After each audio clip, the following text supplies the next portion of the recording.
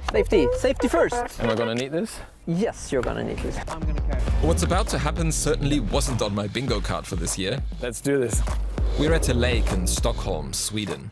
You have to be like in the surfer mode, standing up like this. And this guy, Ulla Lustig, is showing me how to ride an e-foil, an electric surfboard that lets you fly above the water. Well, theoretically. This is what it looks like when you know what you're doing. He makes it look so easy, but it's a lot harder than it looks. I'm trying this because there's a company here in Stockholm that does the same thing, but with actual boats. Whoa. How does this work? And why would you want to do it? Oh, hey. Hey, welcome. Hey, Malte, hey. Nice to meet you, Michael. Nice to meet you. Well, we picked a great day for a boat ride. Yeah, I mean, sun is shining, right? This is Michael Malberg. His job is to explain to journalists like me what Candela, the company behind those boats, does. It calls them a revolution in water travel. So let's see if they can live up to that. This is the ferry Candela uses for testing new features.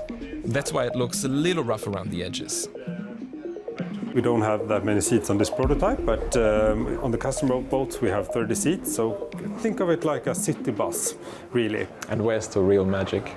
The real magic lies underneath your feet, the hydrofoils. These are the underwater wings that lift the ferry out of the water. They're essentially a bigger version of what's under the e-foil. This is like an airplane wing. When you hit the speed with this, it's gonna fly out of the water. And an electric motor makes sure you hit that speed. Under a surfboard, that's a lot of fun.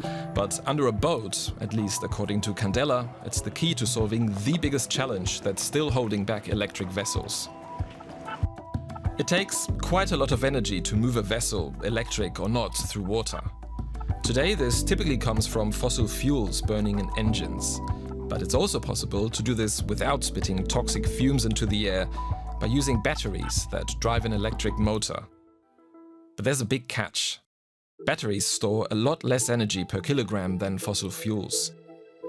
For big ships going long distances, you'd need a lot of them, which would make the ship really heavy and take away space for cargo or passengers. Impractical. For smaller ships going shorter distances, fewer batteries can work. Norway, for example, already has dozens of electric ferries in operation. But there's a trade-off. They can either go fast, but not very far, like this one. They can only travel around 40 kilometers at its typical speed. Or they have to go pretty slow to save energy, like the world's first electric car ferry that typically only goes under 20 kilometers per hour. But Candela says it has found a way to make battery-powered boats go further and faster. And that's by making them fly. Our captain here is going full throttle forward. Yeah. Whoa. Full power on. And the speed is increasing. We're doing 12 knots.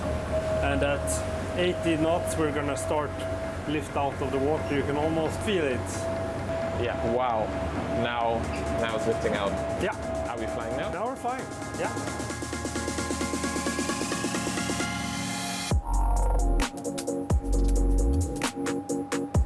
That is so smooth and seamless, but you feel that little lift. Yeah. So how does this work? Well, when we're taking off, there's a lot of water flowing around the hydrofoils, and these create an upward pressure, just like an airplane wing. That means that at a certain speed you will have enough pressure to actually lift the whole vessel above the water. The shape of the foils makes water flow faster around the top than the bottom. This creates a difference in pressure between the two sides. At the same time, the foil redirects water downward. All this creates a force called lift that eventually pushes the boat out of the water. And why would you want to do that? So a conventional vessel that is fast and flows through the water creates a lot of drag. Drag is the resistance a vessel experiences as it moves through water. This is the main reason moving a boat takes so much energy. You can't really go far on battery power in a conventional boat, so we want to kind of reduce that drag, and that we do by flying above it, and doing so we reduce the energy consumption by around 75 to 80% over a conventional vessel of the same size. We're going pretty fast now, roughly 45 kilometers an hour, but the boat creates barely any waves behind it. It's flat. This lack of waves is also a testament to the efficiency of the vessel, because now we're not pushing any water to the side, so we're not creating a big wave. Just for comparison, this is what it looks like on a normal boat. By avoiding water drag, Candela says its ferry can go up to 75 kilometers on a single charge without having to slow down to save energy. Actually, all these advantages only apply when the boat is going fast on its foils. Once it lands, it's just a normal boat.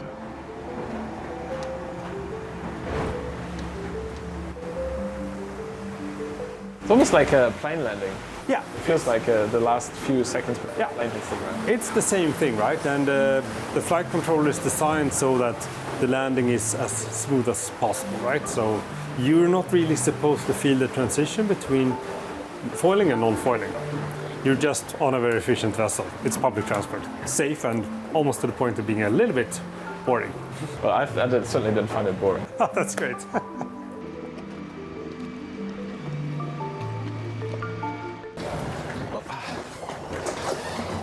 Can you please pass me the charger? Just this one here? Yeah, that's one. I mean, this looks just like an electric car charger, doesn't it? Exactly, it's an electric car charger, so same infrastructure as for a car. How long does it take to charge the boat? We do it in a little bit less than an hour, so pretty quick. This is our chairman and founder, Gustav Hasselskog. Hello, good to meet you. Malte. Welcome here. Yeah, thanks for having us. Gustav Hasselskog founded Candela in 2014. He faced a real first world problem. His sport boat guzzled too much fuel, so he looked for ways to make it more efficient. I saw that something needs to be done that is sort of out of the ordinary. Then this old technology of hydrofoils was there. I started to read about it. It's a technology which is more than 100 years old. As far back as the early 1900s, people have built and experimented with hydrofoils. In 1919, this one, the HD4, broke the record for being the fastest boat in the world. They were tried and tested in the military. In the age of speed, we need ships that go fast. And on civil passenger ships. Back then they were still powered by fossil fuels, but one big problem they had was rooted in their design. A lot of these older boats' foils are sticking out the front, often fixed to the sides of the hull. This setup is called surface piercing. The surface piercing approach means that you have no or very limited dampening in the system. So if you go in big waves, you're going to move the boat up and down, and you get into very dramatic swings. So the usability of such a boat is limited. And that's why the handful of companies that are working on modern hydrofoils today are using a different approach, including Candela. They attach their foils to struts under the vessel, with the actual wings staying underwater the whole time. This setup is called fully submerged. The key here is that to keep the boat stable, the foils need to move. On Candela's ferries, sensors tell a flight computer where the boat is, and this computer makes lots of tiny adjustments to the foil's position. This happens up to 100 times per second, and it's only possible because computer chips and sensors have become incredibly powerful and cheap. Candela serially produces ferries in this dedicated factory, which gives it a real edge over its competitors. Wow, that's a lot of boats. A lot of boats. So, how many boats are you building here? We're building 10 here. We have 10 in the production line currently, so we're building one every month approximately. That's the pace now. They come with different designs for different purposes, like hotel shuttles or the public transport one that we looked at. And how much is one of them? Well, so depends on what market, but the price is roughly in the ballpark of what a fossil fuel vessel of the same size would cost you. But then the cost for operating is much lower because you don't have any fuel expenses, no service expenses, and it's very efficient. Candela says it has received orders for 65 ferries so far. 11 of them go to a private company in Mumbai. The plan is to use them to cut travel times using the megacity's waterways. In the future, they're, for example, supposed to run between the center of the city and the newly built Navi airport, a trip that can take up to 90 minutes by car, but only around 30 by boat. This is part of a first tentative step in a plan by the city to build out what they call a water metro system. In Stockholm, Candela ran a real-world trial for 6 months. They took people on the 15-kilometer route from the suburb of Eckerö to the city center. The final report the company wrote with the Transport Administration found, with a speed limit exemption, travel times compared to diesel ferries dropped from up to 55 minutes to 30. The hydrofoil ferries saved 94% of emissions, and 95% of passengers said they had a positive or very positive experience. But still, the city hasn't ordered any ferries. Overall, in public transport, the sort of procurement cycles are fairly long and slow. And I think for Stockholm, it has been seen as, okay, this boat is now in sort of a pilot operation and not sort of considered to be something that they can start to use. So that means we are a few years down until we're going to see them operate widely in Stockholm. What makes new hydrofoils a lot better than those of the past are 3 technological leaps. The first one, electronics, we already touched upon. So this box contains the brain of the boat, the flight control computer, which actuates the hydrofoils to keep the boat level. The box also contains a sensor called the IMU, an inertial measurement unit. The same type of sensors also get used in smartphones and drones. Candela uses more advanced ones in its boats, but it says it profits from dropping prices across the board. The second technology is batteries. As the car industry has been pumping them out to make electric cars, they've become a lot better and a lot cheaper. Since the 90s, prices have dropped by 97%. I mean, making a vessel like this 20 years ago would have been impossible. And the third one is the material the boat is made from, carbon fiber.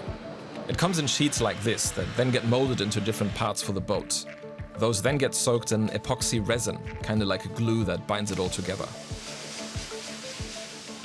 Candela makes pretty much the whole boat from this, from big parts like this hull to smaller parts like this foil. Without this material, it would be hard to build a flying electric boat. And I mean, the thing with carbon fiber is that it's kind of, I mean, it's both strong and it's light, right? At first, this material was used to make planes, later race cars, and then also stuff like tennis rackets. The downside is that it takes lots of energy and emissions to produce, even more than steel. But it doesn't corrode in salt water, so it's an obvious choice for boats. Now, if all this fits together so well, why don't we just chuck a hydrofoil under every ship and boat and make all of them go electric? For applications where foiling technology works, it is a perfect technology to reduce consumption.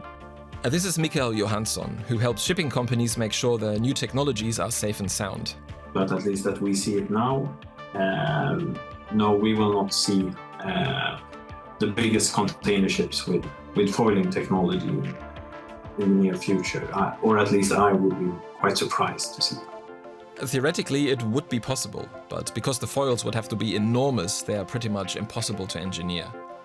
So foils probably won't help much in making big container ships, cruise ships or car ferries go electric. Which is a real shame when we look at hydrofoiling's potential to reduce emissions.